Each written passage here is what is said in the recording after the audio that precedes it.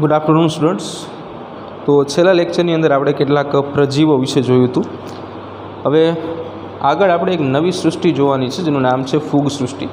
તો ત્યાંથી શરૂઆત કરીએ આપણે. મોટો ટૉપિક છે, 5 માર્કનો પ્રશ્ન પૂછાઈ શકે અને એમાંથી કેટલાક નાના નાના પ્રશ્નો પૂછાશે એ પણ તમને કહેતો જઈશ. કયા કયા પ્રશ્નો ક્યાંથી પૂછાય, કેટલા માર્કમાં પૂછાય, બરાબર.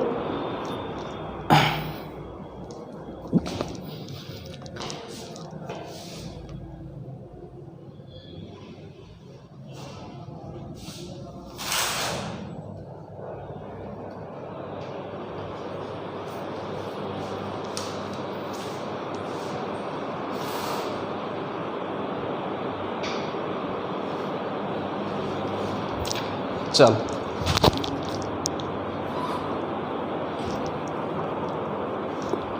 તો શરૂ કરીએ ફૂગ સૃષ્ટિ વિશે.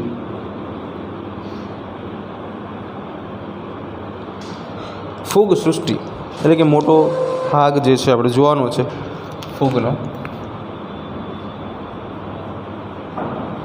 સૃષ્ટિ ફૂગ. તો જનરલી જ્યારે આપણે વાત કરીએ છીએ ફૂગ, આપણે બધાએ ક્યાંક ને ક્યાંક અને ક્યારેક ને ક્યારેક ફૂગ જે છે એ જોયેલી જ છે, બરાબર. એટલે એમાં કંઈ નવીની વાત નથી. ફૂગ સૃષ્ટિ જે છે એ ખાસ કરીને વિષમપોષી સજીવોની આગવી વિશેષતા છે.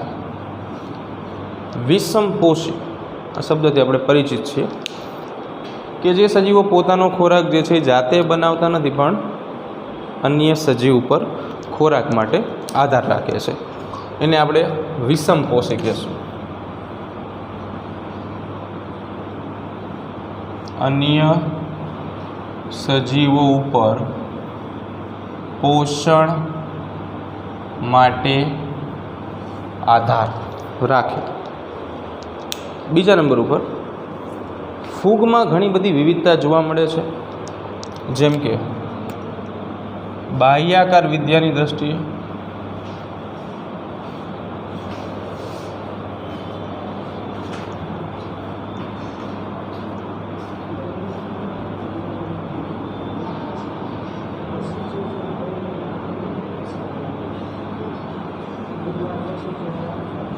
દેહ ધાર્મિક વિદ્યાની દ્રષ્ટિએ અને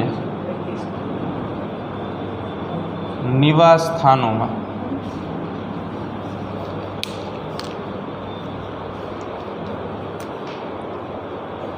વૈવિધ્ય જોવા મળશે.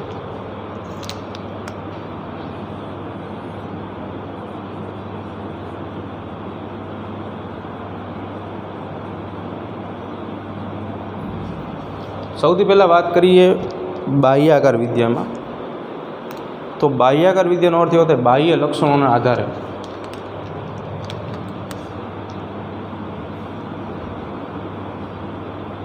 બાહ્ય લક્ષણોના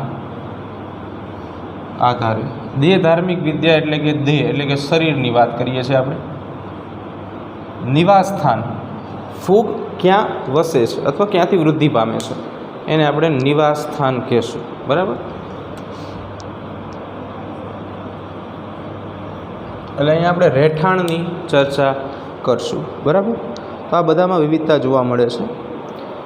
ખાસ કરીને આપણે ઘણી બધી જગ્યાએ ફૂગને જોઈ છે. જેમ કે બ્રેડ ઉપર આપણે ઘણી વખત સફેદ રંગનો ભાગ જોયેલો હોય, તંતુમય તાતણામય ફૂગ, સાથે સાથે નારંગીનો સડો. આ બધી જગ્યાએ ફૂગ તમને જોવા મળશે. બ્રેડ ઉપરના તાતણાઓ, નારંગી ઉપરનો સડો, આ બધા એવા સ્થાનો છે કે જે આપણે ઘરની અંદર જોવા મળતા હોય, ઘરમાં ક્યાંક ને ક્યાંક જોવા મળતા હોય ને આ બધા ફૂગ સાથે સંલગ્ન હોય.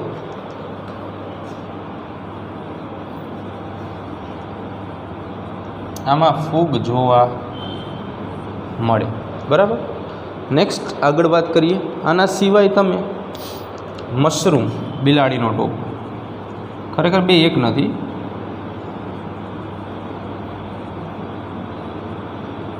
અત્યારના સમયમાં આનો ઉપયોગ ખાદ્ય વાનગીઓ બનાવવા માટે એટલે કે ખોરાકમાં થતો હોય છે. ખાદ્ય વાનગીઓમાં. બીજું, આના સિવાય એક કોષી ફૂગ ઈસ્ટ.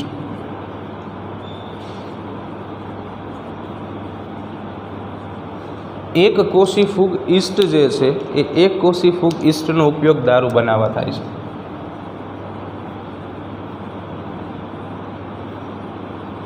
આલ્કોહોલ બનાવવા. ખરેખર અહીંયા એક પ્રક્રિયા થાય છે જેનું નામ આથવણ છે, ફર્મેન્ટેશન પ્રોસેસ કહેવામાં આવે, એનો ઉપયોગ થાય છે. આના સિવાય ઘણી ફૂગ નુકસાનકારક રીતે રોગો ઉત્પન્ન કરે છે, જેમ કે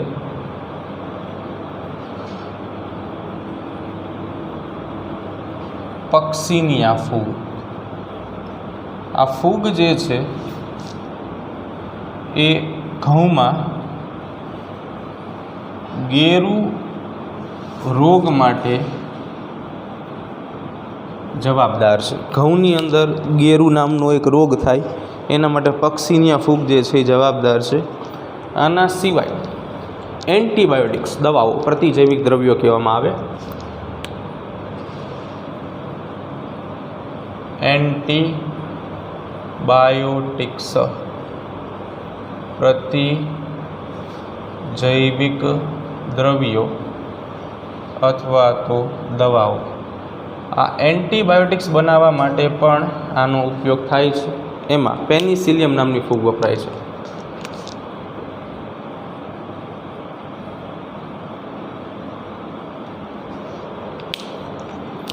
ચલો, ડેટ આપણે લખી જ નથી, એટલે આપણે ડેટ લખી નાખી 24.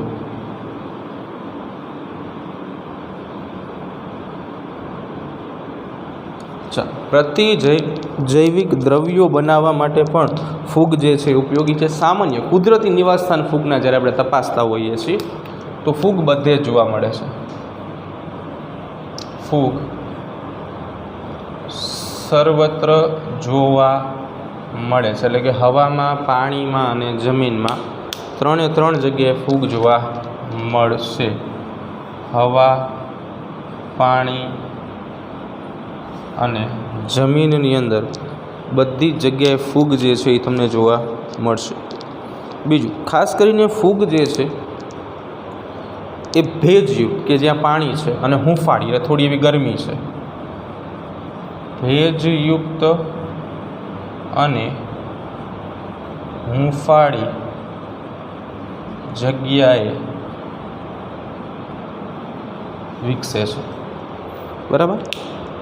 થોડી એવી ગરમી હોય, ભેજ હોય વાતાવરણમાં, એવી જગ્યાએ મોટાભાગે ફૂગ જે છે એ ઉછળતી હોય છે. આના સિવાય એક પ્રશ્ન તમને પૂછવામાં આવ્યો છે કે આપણે ખોરાકને ફ્રીજ એટલે કે રેફ્રિજરેટરમાં કેમ મૂકીએ છીએ? બરાબર? એટલે કે શા માટે ખોરાકને રેફ્રિજરેટરમાં મૂકવામાં આવે છે? આવો એક સાદો એવો પ્રશ્ન જે છે એ પૂછી લીધો છે. આમ એક લાઈનમાં આપણે કહીએ તો આપણે એવું કહીએ કે ભાઈ ખોરાકને બગડતો અટકાવવા માટે, પણ એ બધા માટે સાચું જ છે. જનરલી શું થાય, રેફ્રિજરેટર જે છે અહીંયા તાપમાન એટલે કે ટેમ્પરેચર નીચું હોય. નીચા તાપમાને શું થાય તો કે આવી ફૂગની વૃદ્ધિ જે છે, ફૂગની વૃદ્ધિ સાથે સાથે બેક્ટેરિયાની વૃદ્ધિ ધીમી પડી જાય, અને જેના કારણે ખોરાક લાંબા સમય સુધી સારો રહે છે.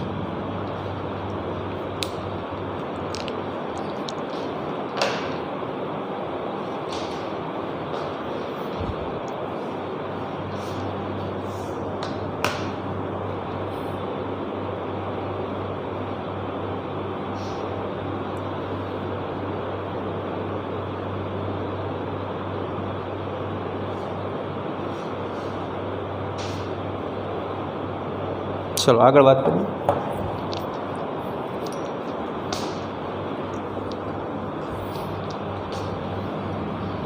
હવે બીજી વાત કે ફૂગનું દેહ એનું શરીર, જો આ બધા નાના નાના પ્રશ્નો જે છે ને એક એક માર્કમાં પૂછાઈ શકે કે ફોર એક્ઝામ્પલ કે ઘઉંમાં ગેરુ રોગ માટે કઈ ફૂગ જવાબદાર છે, એન્ટીબાયોટિક્સ બનાવવા માટે કઈ ફૂગ જવાબદાર છે, બરાબર। આ બધી જ માહિતી જે છે ને એ તમને અહીંયાથી પૂછાઈ શકે। એટલે એક એક માર્કના પ્રશ્નો જે વન લાઇનર હોય, એક લાઇનમાં તમારે જવાબ આપવાનો, એક શબ્દમાં જવાબ આપવાનો હોય, એના માટે આ બધા મુદ્દાઓ બહુ અગત્યના રહેશે। એટલે ધ્યાનપૂર્વક બધા મુદ્દા સમજવા પ્રયાસ કરવાનો।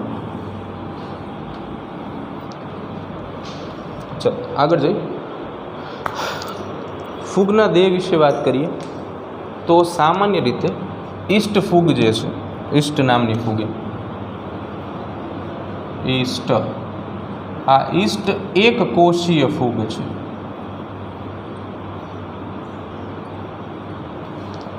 એક કોષીયનો અર્થ એવો થાય કે માત્ર એક જ કોષનું બંધારણ અથવા તો શરીર ધરાવે, માત્ર એક જ કોષનું બનેલું શરીર ધરાવે, આ ઈસ્ટ। બીજા નંબર ઉપર કે બીજી ફૂગો જે છે એ ખાસ કરીને તાતણામય છે, તંતુમય।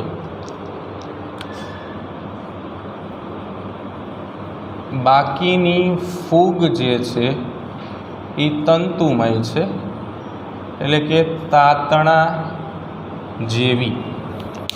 ફોર એક્ઝામ્પલ કે તમે વિચારો કે આ બ્રેડ છે કોઈ, તો બ્રેડ ઉપર આવી રીતે ફૂગ જે છે એની વૃદ્ધિ થયેલી હોય, એમાં આવા તાતણાઓ જોવા મળે। તો આવા તાતણાઓની અત્યારે આપણે વાત કરીએ છીએ, બરાબર।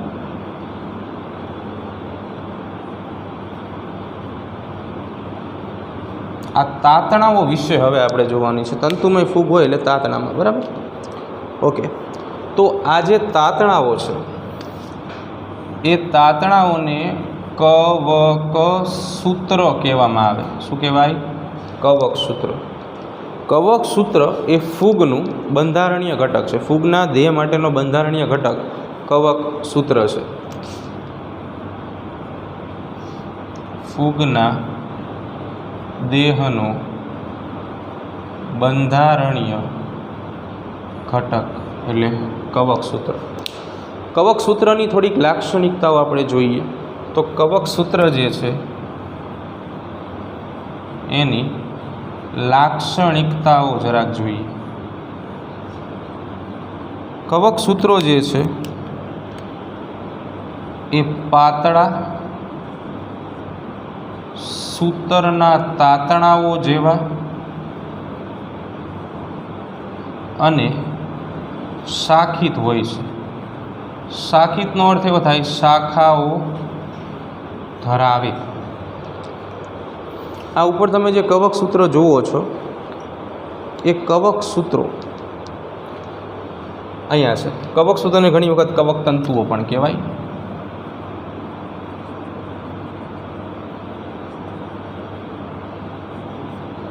કવક તંતુઓ જે છે એ બે પ્રકારના હોય, પડદામય અને પડદાવિહીન।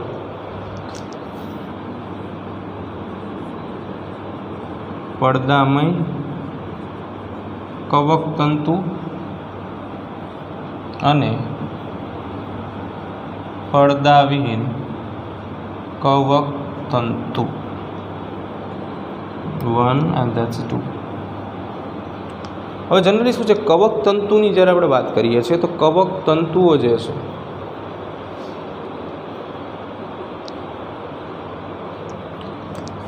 એ આવા હોય।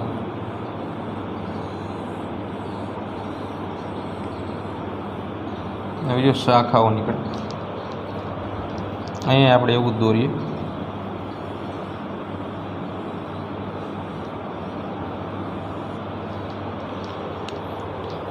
કવક તંતુઓની અંદર તમને ઘણા બધા કોષ કેન્દ્રો જોવા મળે, એટલે એ બહુ કોષ કેન્દ્રી કહેવાય, જેમાં ઘણા બધા કોષ કેન્દ્રોની હાજરી જોવા મળે ને, એટલે એના માટે શબ્દ વપરાય બહુ કોષ કેન્દ્રી।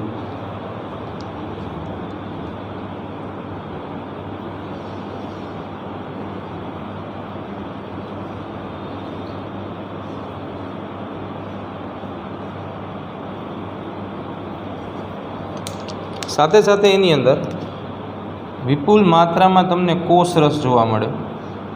આ શબ્દો બધા તમે કદાચ પરિચિત હશો. કોષ રસ, કોષ કેન્દ્ર, કોષમાં આવે. અને ન પરિચિત હોય તો ચિંતા ન કરો, આપણે 8મું ચેપ્ટર ભણશું, એમાં તમને બધી જ માહિતી મળી જશે.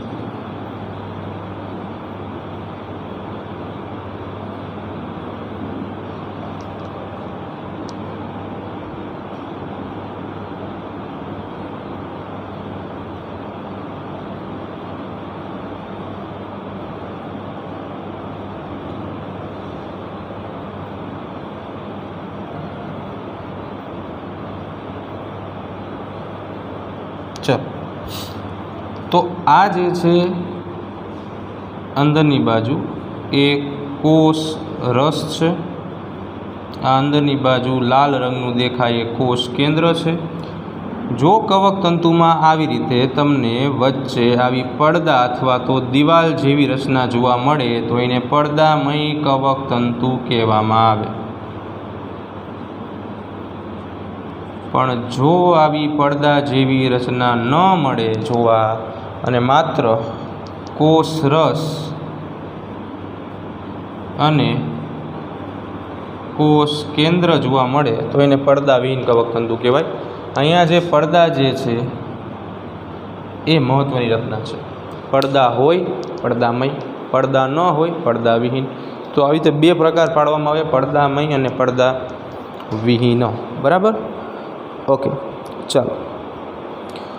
તો કવક તંતુઓની લાક્ષણિકતા પાતળા સૂતરના તાતણાઓ જેવા છે. સાથે સાથે ઘણા બધા કોષ કેન્દ્રો ધરાવે છે અને કોષ રસથી ભરેલા છે.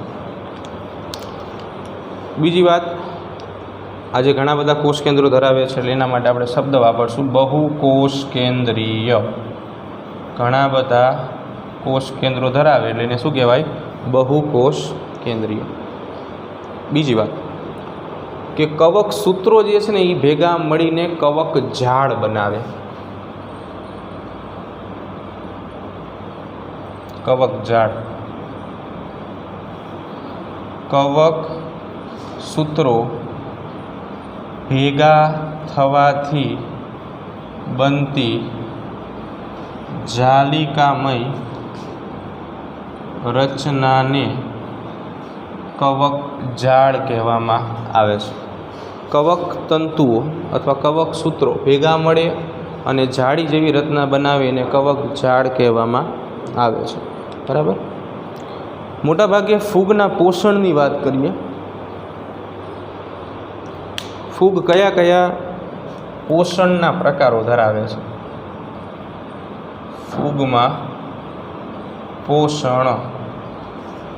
તો ફૂગ જે છે મોટાભાગે વિષમપોષી, મૃતોપજીવી અને પરોપજીવી. વિષમપોષી, મૃતોપજીવી અને પરોપજીવી પોષણ ધરાવે છે. વાત કરીએ વિષમપોષી, પોતાનો ખોરાક જાતે નહીં બનાવે. બરાબર? કેમ કે ફૂગની અંદર ક્લોરોફિલ નથી, ક્લોરોફિલ ગેરહાજર છે એટલા માટે. એટલે કે પોતાનો ખોરાક જાતે બનાવશે નહીં. મૃતોપજીવી, મૃત કે સડતા પદાર્થોમાંથી પોષણ મેળવે. પરોપજીવી, અન્ય સજીવના શરીરના સંપર્કમાં આવી અથવા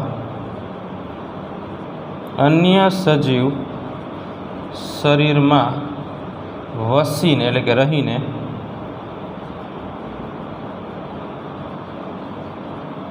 પોષણ મેળવે. બરાબર?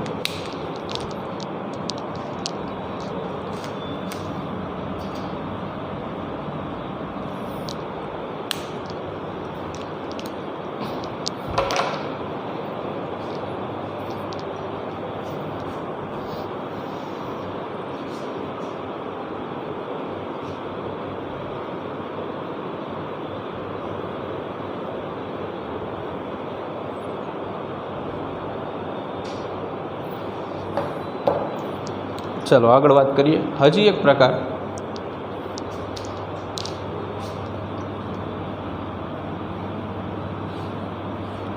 के फूग जे छे ई सहजीवन पण दर्शावे छे।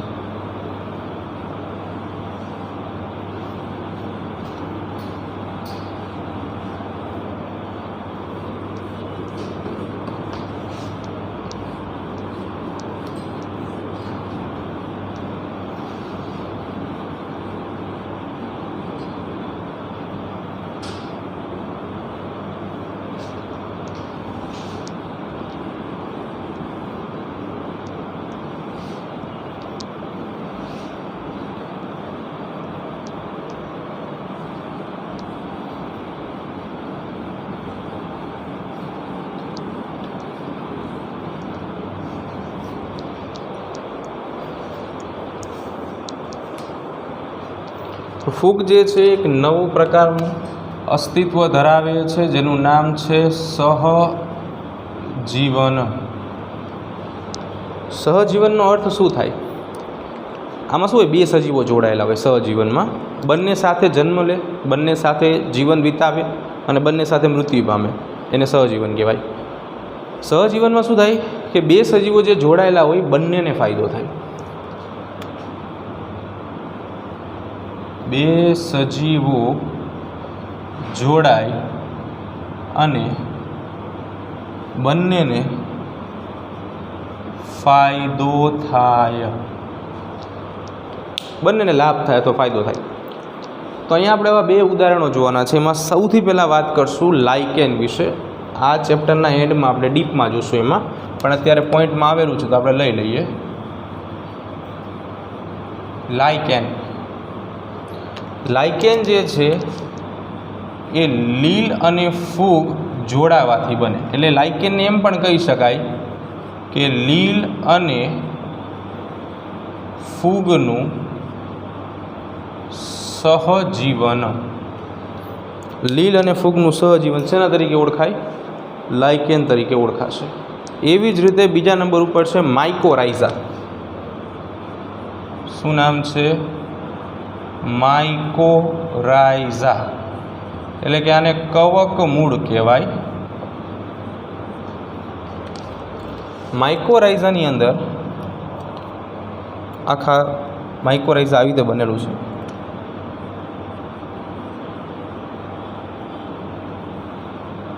માઇકોરાઇઝા, માઇકો ફૂગ,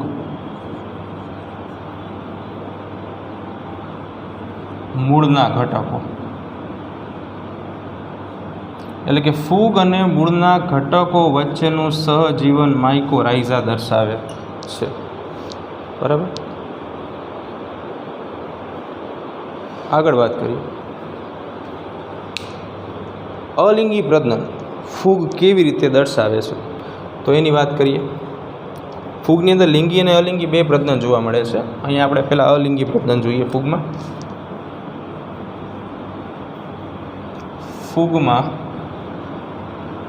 અલિંગી પ્રજનન, એમાં સૌથી પહેલાં આપણે વાત કરીએ, ફૂગ જે છે એ ખાસ કરીને ભાજન, કલિકા સર્જન,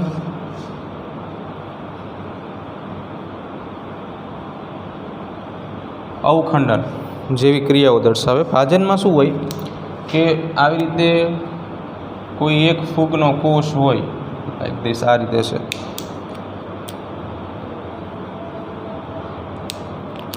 બાકીનો ભાગ કોષ રસનો છે, તો એમાંથી આવી રીતે બે ફૂગના કોષો સર્જાય, એક બે।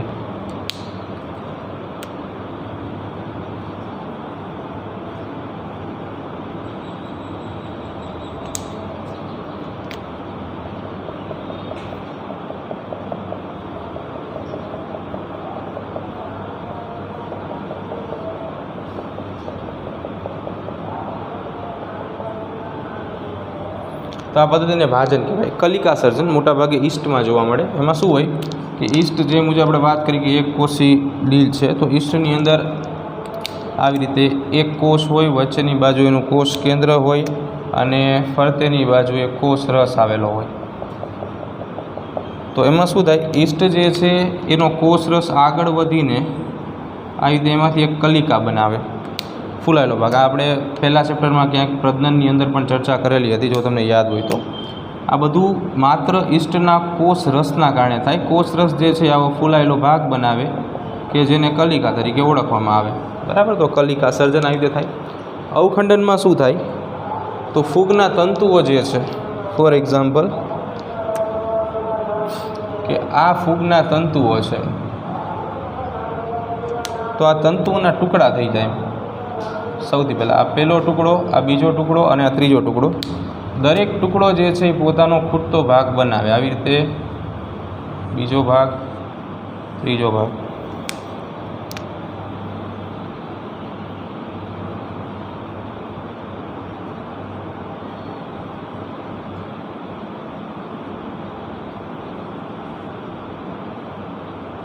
તો એકમાંથી 3 ફૂગ બની, પહેલી, બીજી, ત્રીજી.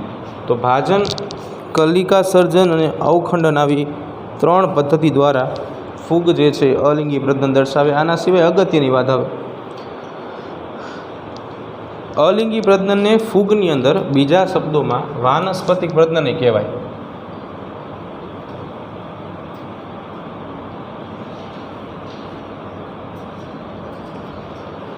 ફૂગની અંદર ઘણા અલગ અલગ પ્રકારના બીજાણુઓ જોવા મળે છે.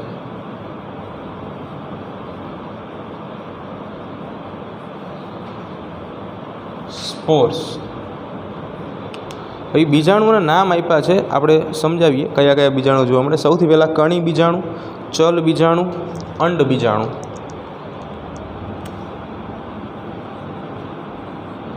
કણી બીજાણુ, ચલ બીજાણુ, અંડ બીજાણુ. કણી બીજાણુ જે છે એ સામાન્ય રીતે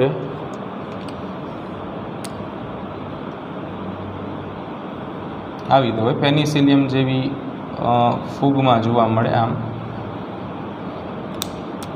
જે સુકાઈ હોય એ સુકાઈ ઉપરથી આવા બીજાણુઓ જે છે એ સર્જાતા હોય, લાઈક ધીસ. આ રીતે બીજાણુઓ જે છે એ સર્જાય. તો આ બધાને કણી બીજાણુઓ કહેવાય, જે અચલિત હોય.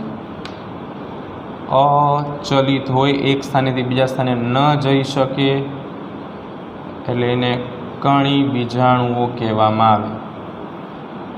ચલ બીજાણુઓ જે છે કસા ધરાવતા હોય એટલે ચલિત હોય. ઇન શોર્ટમાં આવા બીજાણુઓ હોય, લાઈક ધીસ. આમ.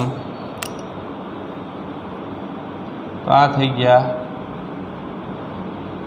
ચલ બીજાણુ. અંડ બીજાણુઓ સામાન્ય રીતે આવો કવક તંતુ હોય તો આવી રીતે આમ ફૂલાયેલી રચના જે છે એ બીજાણુની જોવા મળે ઉપરની બાજુએ. તો આ જે રચના જોવા મળે છે એને અંડ બીજાણુઓ કહેવામાં આવે છે. આવી મુખ્ય રચનાઓ છે. જે આના સિવાય બીજા 2 બીજાણુઓના નામ જે છે, ધાની બીજાણુ અને પ્રકરણી બીજાણુઓ.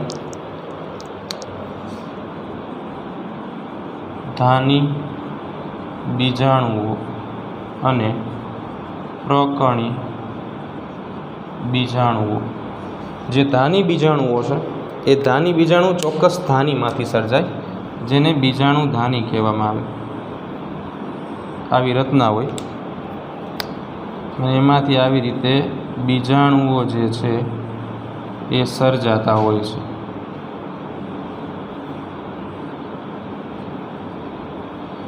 ધાની બીજાણુ. બરાબર. આ છે બીજાણુ ધાની. પ્રકરણી બીજાણુ. પ્રકરણી બીજાણુમાં શું હોય કે આવી રીતે કોઈ સુકાઈ જે છે એની ઉપરની બાજુથી આવી રીતે પ્રકરણી બીજાણુઓ જે છે એ સર્જાતા હોય છે. પ્રકણી બીજાણુ ફૂગનું દેહ એટલે કે શરીર.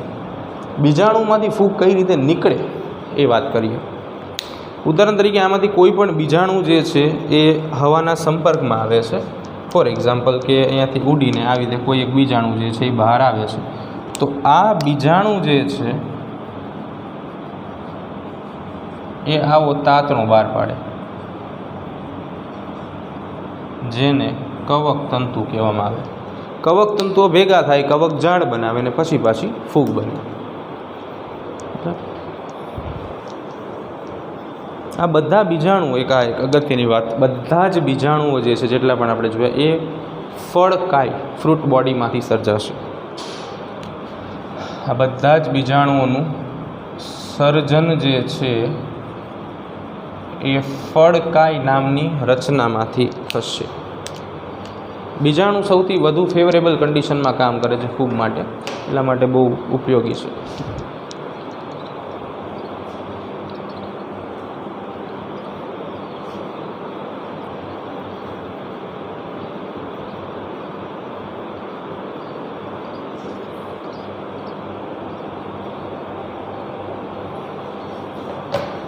ચલો લાસ્ટ, અલિંગી પ્રજનન અથવા તો વાનસ્પતિક પ્રજનન વિશે વાત કરી ફૂગમાં. હવે આપણે વાત કરવાની છે ફૂગમાં લિંગી પ્રજનન વિશે.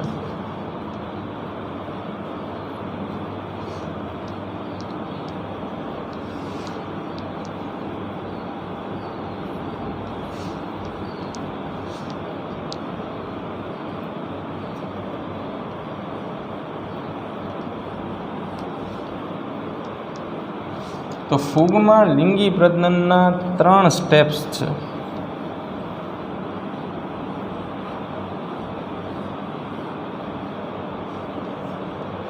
એ 3 તબક્કાઓ જે છે આપણે સમજવાના છે.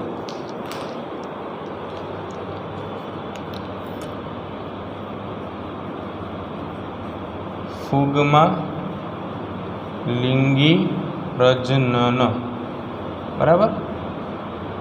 લિંગી પ્રજનન વિશે આપણે જાણીએ છીએ કે ભાઈ 2 ઘટકો જોઈ, નર અને માદા, 2ના જોડાવાથી થશે, બરાબર.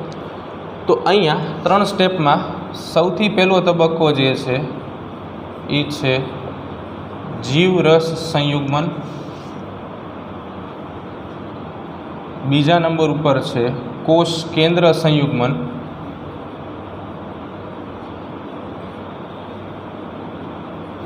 અને ત્રીજા નંબર ઉપર છે અર્ધીકરણ.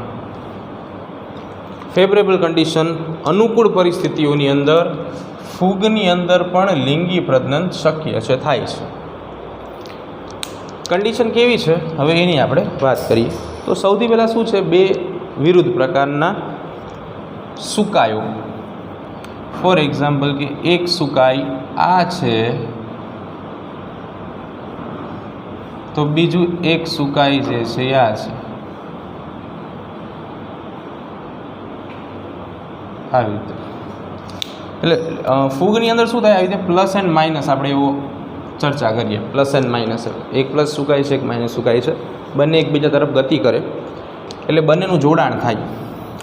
હવે ફોર એક્ઝામ્પલ કે આ પ્લસવાળો જે છે અને આ માઇનસવાળો છે, આ પ્લસવાળાનો કોષ, આ માઇનસવાળાનો કોષ, બંનેના કોષ કેન્દ્રો દોરી નાખ્યા, એની અંદર કોષ રસ આવેલો હોય.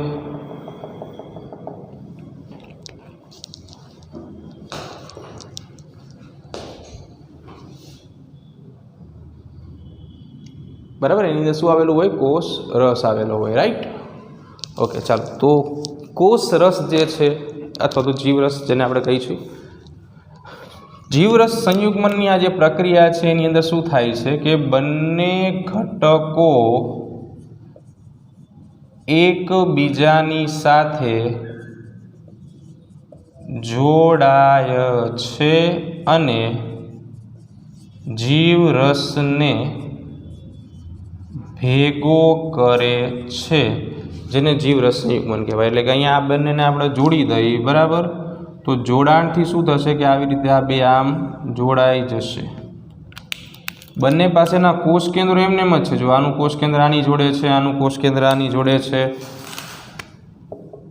ફક્ત શું થશે, કોષ રસ એટલે કે જીવ રસ જે છે એ ભેગો થઈ જાય. ચાલો આ બંને ભેગા થઈ ગયા છે. તો આ પ્રોસેસ જે છે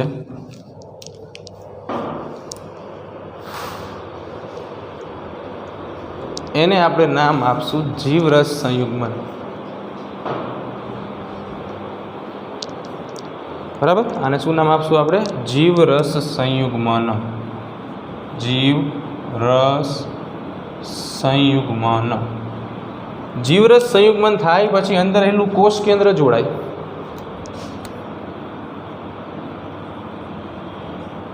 બંને ઘટકોના કોષ કેન્દ્રો એકબીજાની સાથે જોડાય છે. હવે ખાસ એક વાત અગત્યની છે, બંને કોષ કેન્દ્રો જે રહ્યા ને એ સિંગલ એન હોય. આ સિંગલ એનને બાયોલોજીની ભાષામાં કહેવાય એકકીય એટલે કે હેપ્લોઇડ. એનો અર્થ એવો થાય કે કોષ કેન્દ્રની અંદર આવેલું રંગસૂત્ર એકકીય અવસ્થામાં છે, સિંગલેટ છે. કોષ કેન્દ્રમાં આવેલ રંગસૂત્ર એકકીય અવસ્થા ધરાવે. તો જ્યારે કોષ કેન્દ્રનું સંયુગ્મન થશે ત્યારે આ અવસ્થા જે છે એ આવી બની જશે, બે કોષ કેન્દ્રવાળી.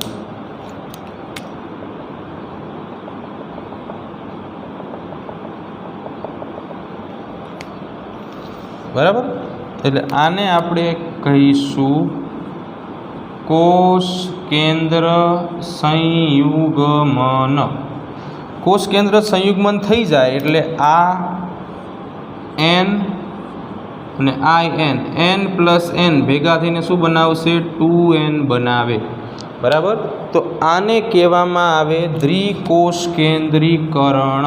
દ્વિકોષ કેન્દ્રીકરણ. અને એ તબક્કાને કહેવાય દ્વિકોષ કેન્દ્રી તબક્કો. દ્વિકોષ કેન્દ્રીકરણ એટલે શું? બે કોષ કેન્દ્ર જોડાવાની પ્રક્રિયા. બે કોષ કેન્દ્રો જોડાઈને 2n એટલે કે દ્વિકીય અવસ્થાનું નિર્માણ કરે, એને આપણે નામ આપશું દ્વિકોષ કેન્દ્રીકરણ. અને જે તબક્કા દરમિયાન દ્વિકોષ કેન્દ્રીકરણ થાય તેને નામ આપશું આપણે દ્વિકોષ કેન્દ્રી તબક્કો. બરાબર, એટલે આને આમ પણ લખી શકાય કે વચ્ચે કોષ કેન્દ્ર આમ દોરી નાખું હું 2n વાળું, અને બાકીનો જે ભાગ છે એ કોષ રસથી ભરી દઈએ આપણે. તો હવે જે વાત છે 2nની છે. 2n એટલે એને કહેવામાં આવે દ્વિકીય, ઇન શોર્ટમાં ડિપ્લોઇડ. આનો અર્થ એવો થાય કે કોષ કેન્દ્રમાં રંગસૂત્રની સંખ્યા દ્વિકીય છે, ડબલ છે.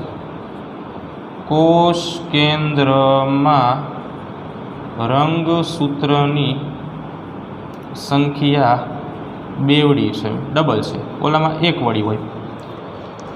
હવે છેલ્લો સ્ટેપ, 2nમાંથી આપણે એને મૂળ અવસ્થા એટલે સિંગલ એનમાં લાવવાના છે. કેમ અહીંયા આપણે વાત કરી કે ભાઈ આ એક સિંગલ એન હોય તો આ ભાઈ બીજો સિંગલ એન હોય, તો એના માટે અર્ધીકરણ કરવામાં આવે. અર્ધીકરણમાં શું થાય હું તમને કહું. અહીંયા જો શરૂઆતમાં 2n હોય, અર્ધીકરણમાં પ્રથમ વિભાજન થાય એટલે અડધું થઈ જાય, જેને કહેવાય અર્ધીકરણ 1. તમે કદાચ 9મા ધોરણમાં ભણેલા હશો આના વિશે, અને નહીં ભણાવ ત્યાં ભણવાના જ છો. આને કહેવાય અર્ધીકરણ 1. અર્ધીકરણ 1નું કામ છે મૂળ સંખ્યાને અડધી કરવી. થઈ ગઈ 2nમાંથી nn. પછી શરૂ થાય અર્ધીકરણ 2 કે જે મૂળ સંખ્યા જેટલી જ સંખ્યા લાવશે, એટલે આને કહેવાય અર્ધીકરણ 2. બરાબર, અર્ધીકરણ 2ની પ્રક્રિયા જે છે એમાં શું થાય, જેટલી સંખ્યા રંગસૂત્રની હોય એટલી ને એટલી જ રહે, માત્ર એ ડબલ થાય.